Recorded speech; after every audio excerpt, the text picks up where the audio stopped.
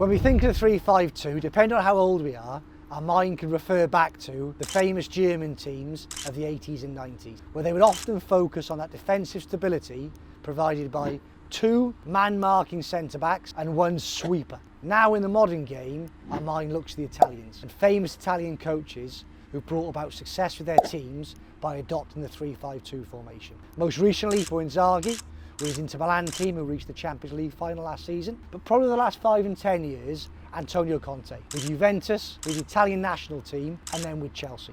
The 3-5-2 Conte adopted was often focused on very structured mechanisms, both in the build-up and the defensive phase. Often Conte taking advantage of that forward partnership. A typical trend in a Conte team would be the ball being moved wide into a wing-back, the ball flipped round the corner, and then some form of combination between the strikers and even the number 8s joining in to get in behind the opposition defensive line. But like many Italian coaches, that 3-5-2 often gave them the variation of a defensive line of 5, which provided those teams with a super solid defensive structure.